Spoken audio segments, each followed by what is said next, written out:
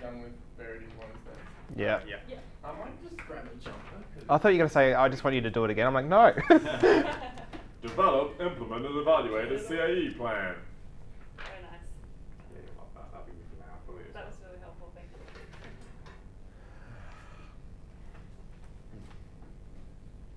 I feel like the first question's actually tough when you think about how am I going to explain what that is. Yeah, I just looked at it, I was like, oh, that's simple. I was like, oh no, maybe not. That could go anywhere. Yeah.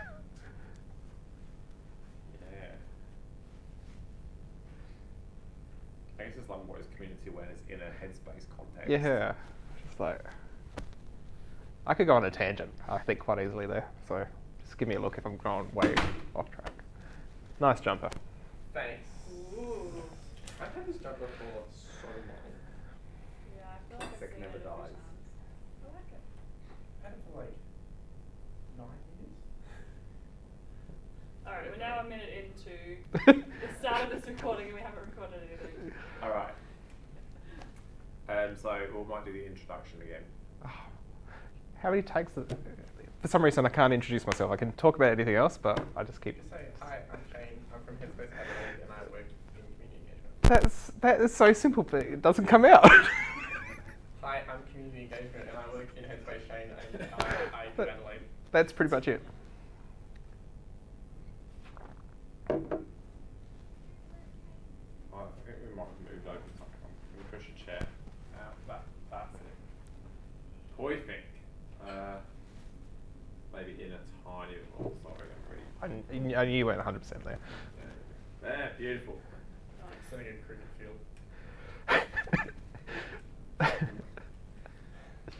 Okay, let's go. Who are you? I'm Shane. I work at Headspace Adelaide doing community engagement. That's great.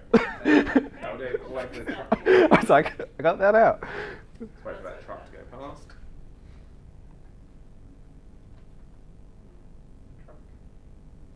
Yeah, can you hear it? No? You need to start wearing your plug for your gig, mate. You good? Yeah.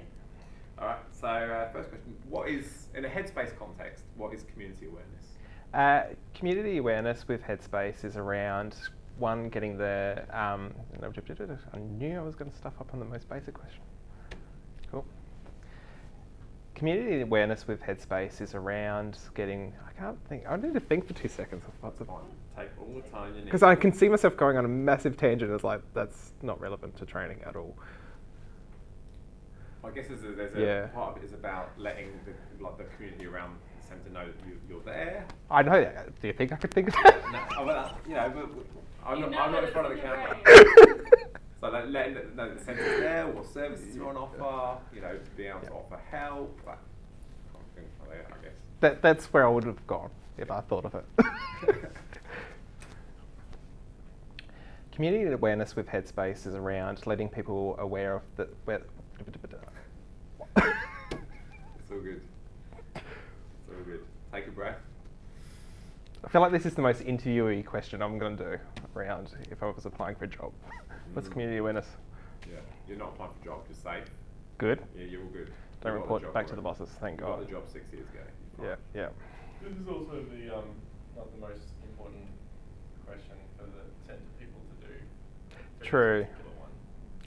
I do feel like if someone's employed in that position that they should know that one, but it's all good. For some reason I can't talk about it. I talk about it anyway. Oh. So I will, and I will again, because I do my bit again. But I kind of answer that question as well. So if you want to move on to the other ones, then you can come back to it. Yeah, I'll come back to that one. For Okay. some reason my brain can't get around the most basic one. That's fine. Okay, so where have you looked and who have you engaged to find out more about your community's profile? Yeah, so as a community awareness officer, one of the important things is to knowing what the community is around me. So to do that, I've looked at all the different statistics around the local community profile. We've got a resource where our local PHN has an interactive website that's linked up to the PHN boundaries, so I can go through there and search all the different things and generate different reports on what information I want. I also use other resources around the Mission Australia Youth Survey that comes out and local government reports that come out, their yearly plans and strategic directions and all that stuff. So I can kind of see what the other community workers around in other organisations, what their focus is over the next 12 months, and that kind of helps look at different partnership opportunities, but also what's been targeted over the next few months around how then Headspace can implement that on a local level as well. Great. Did you have anything you wanted to add to that? No, I don't think so. Well, Yeah, some specifics in there, so that's good. Yeah. Could have just recommended Google. I think I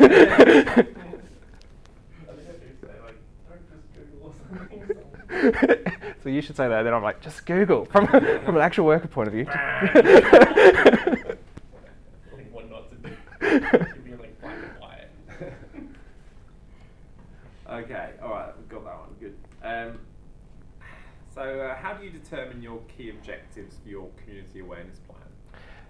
We look at the key objectives for awareness plan. It's probably from a few different levels. So it's one of those things we look at it from a staff point of view. So with the leadership team looking around, what are we going to do in the next 12 months? So usually our first port of call is looking at the annual work plans that we do and that we submit to the PHNs and National Office, and then seeing how then we can implement that into then a community awareness plan. So it's looking around where our gaps are in the service and also where are some high demands as well. So for example, working with young males as an example around, okay, so we've noticed that our referrals of young males may have dropped off. So from a community awareness point of view, it's then looking at, how can we implement community awareness activities that can help increase those referrals and making sure that the message gets out there on a targeted approach. Cool. So you use the happy data It's just in in Tableau. Yes. Yeah. Could you Say that. any opportunity to promote the use of Tableau is seen as a good one from Headspace National perspective, not me personally. Yeah.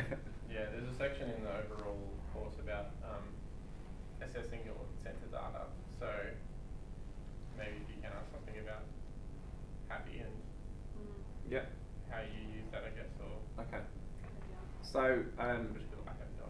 so how does the happy data feed into the development of a community awareness plan? Yeah, so when we're developing a community awareness plan, and actually any other plans for that matter, we look at what the clients are coming through. So each client that comes through, they'll once they get the referral and they come in for that first appointment, they'll use the Happy survey. So they feed in a lot of data themselves, which is really useful. And then we can look at the back end of that. So we've got the Tableau login, and that's something that's live data. So it's usually updated from the day before's data. So you can almost see automatically around if you've done a community engagement event, how the stats and all that stuff can change from a centre point of view and all that stuff. I don't think I've said it for a while though. You haven't. I have a follow-up question. What's the most useful statistic you look at in Tableau? Whether that's, the demographic stuff or LGBT or Aboriginal and Torres Strait Islander, that's the angle I'm looking at. Yep. Okay. Cool. Good call. Can you hear that one? Yeah, okay. I can do that too. There's a truck.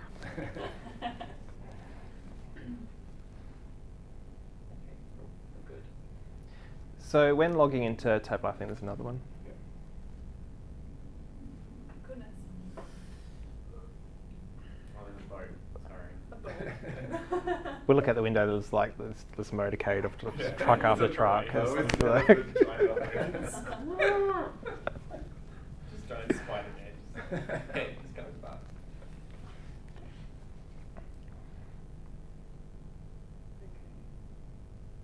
Yeah. Better. Good. When Can you remember the question? no, it's all good. Just I can feel my voice going there.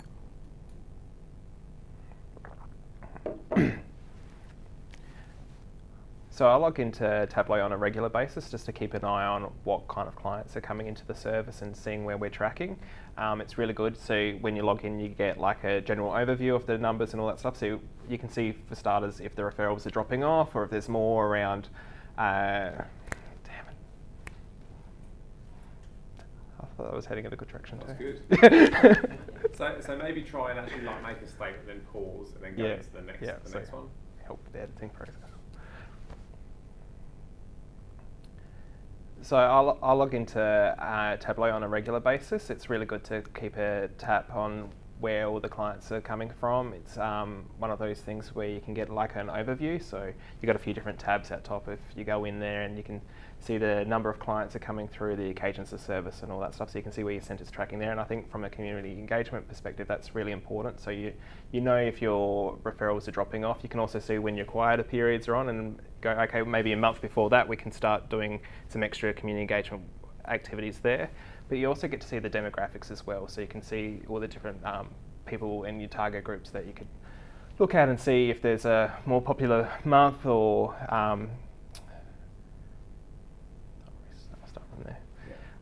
so it's really good that you can look at the different demographics as well, so you can see how you're tracking along those lines and then working that into your community engagement plans as well, so you can kind of always get that head start around what's happening and reflecting. So October, you always see that there's a spike there and you know that that's mental health month, but during May or something like that you might see that there's a drop off, so then you go, okay, from a developing a plan point of view, you look at a few months in advance around, well, what can we do to kind of level that out or see an increase as well. Tableau gives you access to see even what suburbs and all the different areas where people are coming from, so you can go, okay, there might be someone from the northeastern suburbs where there doesn't seem to be many clients from, so we can look at, well, why is that and what can we implement for that as well. Awesome. I have a social planning degree, stats is my thing.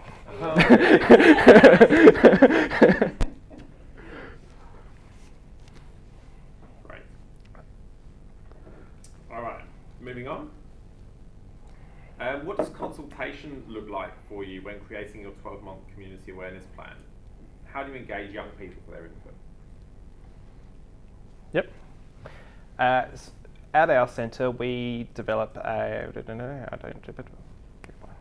I'm like, I don't do that. You didn't even say anything. I know. I was like, no, I was just starting to make stuff up. I'm like, no, I'm not like. See, I can't lie. My body's like, no. Where was I heading with that? Oh yeah, that's what I was trying to say. At each centre, we get the year preference group together. So usually we do that at the end of the year. And we have like a full planning day of looking around what we want to see for the next 12 months. And we use that to help develop a community awareness plan and look at the different key objectives that where does the year preference group want to go, who obviously knows what young people are wanting. Then also we get some staff in going, well, this is where we see our centre going in 12 months. And you kind of combine those two together, and that helps inform what your community awareness plan will look like. I feel like I can answer more on that, but I forgot the question actually. Oh, engaging young people. Yep. What can I add to that? I feel like. Yeah, we'll do that. I feel like we do lots, but just like. Do you consult with anybody else, or who do you consult with when you develop it? Myself. Our reference group. Yeah. Like, would you consult with any of the community groups or anything like that? Yeah, I was just thinking how I would word, because what we do is around, we keep the community engagement plan kind of open so we can be responsive to other things that are coming through, so we get an idea of who our partners are going to be. I should be saying that properly. Yeah. I was like, damn it. Yeah, it's good. Yep. So when developing a community awareness plan, we also look at the external agencies. So we might have partnerships in place from our previous 12 months, and we can look at going, do we want to redo those activities? Do we want to expand on those? But also identify partners that we would like to work with in the next 12 months, and then working at a plan, well, how do we engage those partners as well? But I think it's also important to keep your community awareness plan and feel like it's almost like a living document. So knowing that you can plan what's happening in 12 months' time, but as a headspace centre, being responsive to around what the community needs are, and that's going to change. So obviously we can't exactly see what's happening in 12 months, so having that flexibility is really important. So obviously you get different community engagement requests, and that you can respond to that, and you don't go, oh, that doesn't meet our plan. It's always been open around what are some of the new ideas and stuff out there, and how you can incorporate that into your objectives. Awesome, that was really good. That was nice. I was like, I felt like that was flowing. I'm like, don't stuff it up, don't stuff it up. That was awesome. Yeah, really good. So from a headspace perspective, what is community awareness? Oh, you stuck that back in. I was like, that's not the question. From Headspace perspective, community awareness is around letting people know what Headspace is. So that we're there, we're people that can support with mental health, general health, vocation education, drugs and alcohol. And it's important that that messaging gets across. So some people might only think that we are a mental health service, but we've got all these extra options there. So community awareness is around that type of stuff, is just making sure that the word's out there, helping with the reputation of the centre, parents, like it's all that different target areas as well. So it's where the referrals are coming from. So you look at it from a GP perspective or a university or a secondary school to parents, and letting people know that it's a free and accessible service and that it's easy to refer and anyone can refer. So it's that whole bunch of things that you kind of combine and go, hey, that's community awareness. Go with that? There, got it. The curveball works, like it. Great. Okay, so moving on, back to the album of questions. This is the bit everybody loves. So how do you evaluate your community awareness plan? That is a good question. Do you evaluate your community awareness plan? It's probably where our weakness is. That's okay to admit, I must add. Like, Yeah. Other people are going to be watching this and they're not going to be able to relate to all of the successes. They are going to relate to some of the downfalls. They actually want to see how you do it, and like maybe if you say, oh, this isn't actually necessarily, this is something that we're looking to improve upon or something like that, but this is what we can do. Yep. So I'll ask again, so how do you evaluate your community awareness plan? I think the evaluation process of anything to do with community engagement events is always the toughest and trickiest thing, and I think it's one of those things where centres always look at improving on and seeing how we can do and get that data a lot better. So for us, it's always around a bit of self-reflection. So we get the volunteers that are involved in the day or any of the community partners that were with us, and looking around what we thought from our perspective, what worked well, what didn't work well. Is it something that we would want to do again? I think it's important to making sure that you keep track of those. You don't want to implement an event if half the people thought it completely failed, and you're like, oh, let's not do that again, and then other people are like, that's amazing. So it's a good conversational starter going, well, why did you think it was amazing? Why did you think it didn't work? And working around as a joint party around how can we evaluate that into a better sense. There's opportunities where you can have feedback forms at your events and all that stuff, and I know sometimes that's tricky when you've got someone probably engaging with you for 30 seconds and you don't want to necessarily go, oh, here's a feedback form. So I know our centre's looking at developing business cards that have an online evaluation form, so we can hand that out so people can come up to the store or whatever we're doing at an event, take a card and go, okay, well actually, an hour later they've gone, oh, that actually was a good event, or I want to give feedback whether it's positive or negative, and they can log on to the website. So it's just looking at those different ways of collecting that data. I think it's really important around getting the messaging back from the youth reference group. So if they're volunteering and helping out the events, it's one of those things where you can go online afterwards and talk to them about it, or at the next meeting going, what worked, what didn't work. That was awesome. Well done. Do you look at, you mentioned earlier that you might look at the happy data as well after an event and see whether you see any spikes in your target demographic. Is that something you actually do, or? Yeah. How would they? Because that would come under a form of evaluation to actually see whether it's driven an increase in referrals onto your event. Yep.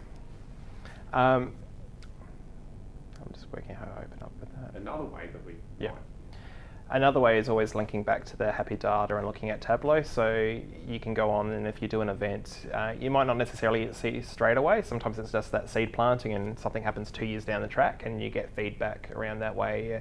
How did you hear about Headspace?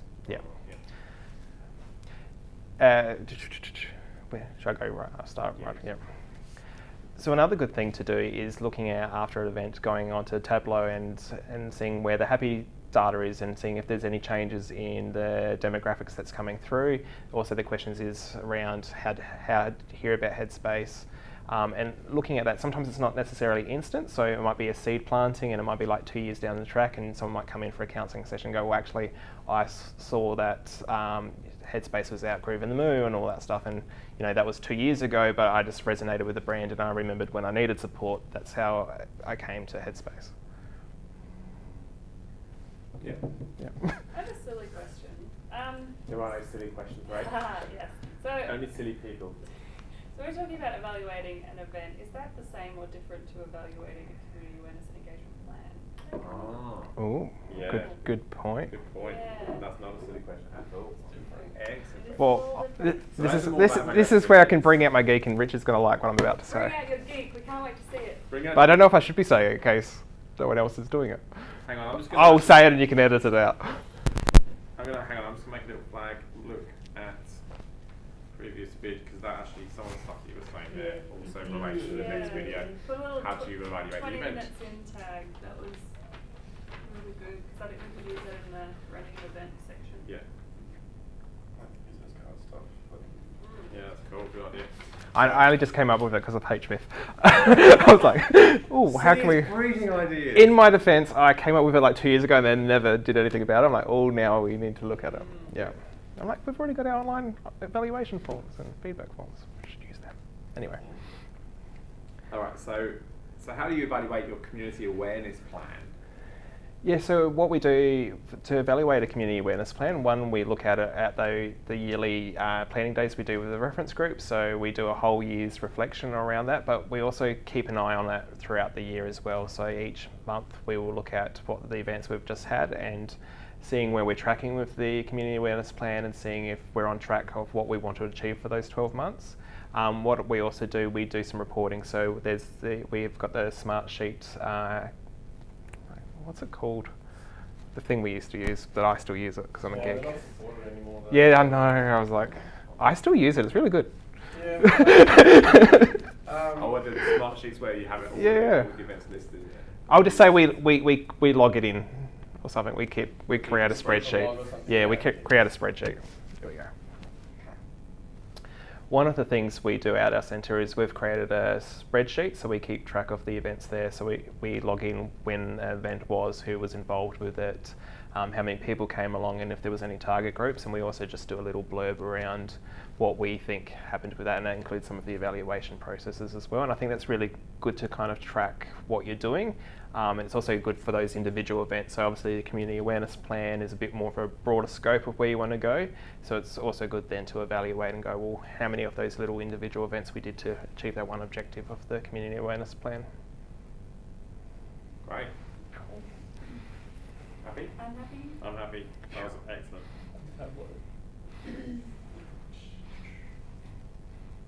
What?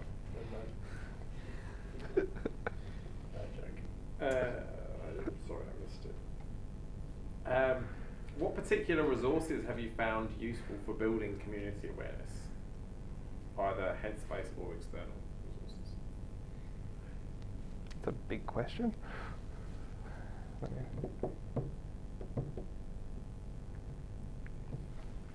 Yes, I've got an answer for that. Good. When rolling out a community awareness plan, I think one of the biggest resources that we use as a centre is the partnership side of things. So looking at what you could do collaboratively and share and pull. So that helps even with staffing, venues, sharing evaluation processes and all of that. It's around building up that partnerships, and that also helps spread the word. So when you involve another partner in a community engagement activity, that's also the extra social media and all that stuff as well. And I said stuff. Don't worry too much about Yeah. the stuff. There was a motorbike there as well. So. Yeah, we'll blame the motorbike. That's good though. Let's go again.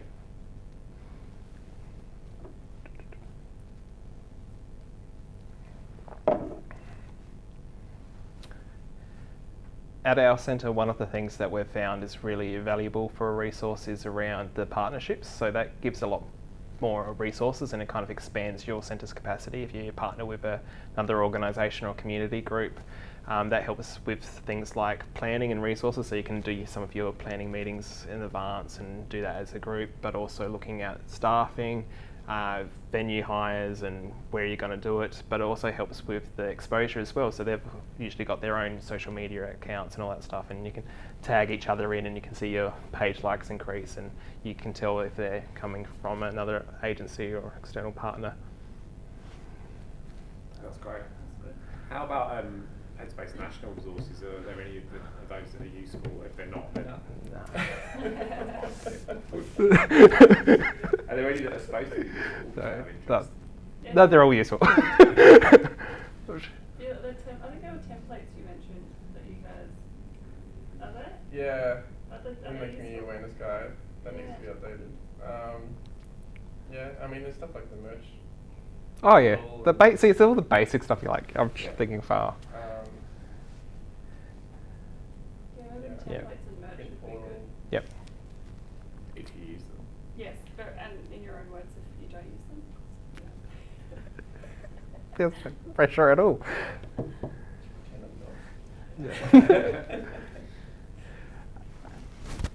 It's been really good having a national office that helps support the implementation of community awareness events. So obviously they have the resources that you use, whether it's wristbands, pens and all that stuff. You can kind of look at what your event is and what you want to provide at that as a resource point of view, and it's been really good to have that, and you don't have to really think about the design and process. It's all there for you. You can go on and order the resources as you need them. Like that was very short. Yeah. Yeah. Doesn't happen. You could actually talk about merch even. Yeah. Really good thing. It's really good being part of a national network and being involved with a national office. You get resources that are developed for you that you can order. So you look at your merch, such as wristbands, pens, and all that stuff. And when you're going to an event, you kind of look at, well, what's my target audience? What are those things? So obviously, if you go to a university, you know the pens are going to work really well, and they usually go out in like 2 seconds. You're like, oh, they were popular and all that stuff. And it's, I don't know where I was going with that. It was just cool, I was going to say. All right, do it again. Go again. It's really good being part of a national network and having national office involved in the development of resources and merch that you can give out at events. So it's important though to look at, well, what's your target audience there? So you want to make sure you match up the right merch with the event that you're going to. So looking at things like, say, if you're going out to a university, you know that pens are going to be popular, but you might be also going out an outdoor event, so you can use the Headspace caps, and you know that people might not go to a music event and going, oh, I need to bring my hat. So you can kind of get onto that audience and going, yes, they want to be sun smart for that day, and all of a sudden you see your Headspace branding around the place and all that stuff. We'll go with that. Right. Yeah, that'll be good. Are there, so I'm just thinking like Headspace events and the CAE plan, so we're still talking about the plan and the resources that sort of support that. Do you work with other centres on your community awareness plan? Like, is there any like collaboration or just kind of thinking? Yeah, I could talk about that. That's kind of a resource Yep. in itself. Yep. You're part of a national network. Yeah. Do whatever you like with that. Yep, no, that's good. No, you just reminded me of an email I got yesterday. Ah, cool. Or Great. Friday. That's good. When developing a community awareness plan, a resource that you could use is looking at what other Headspace centres are doing, especially the ones that are local to you or have similar demographics. You can develop the community awareness plan, and I know our centre, we meet with the other community awareness workers in our metro area on a regular basis, and one of the things we discuss is what's the upcoming events and all of that stuff as well. So we kind of use that information when we're developing the community awareness plan and seeing if there's partnership opportunities there. Nice. Awesome. Cool. Promise there's no more surprise questions. That's all good. Reminded me that I play nice with the other centres. Yeah. Most of them. Ooh. Oh, that's Still right. recording. Which ones in particular do you not like? I ain't falling for that. I think I know. All right, that's video.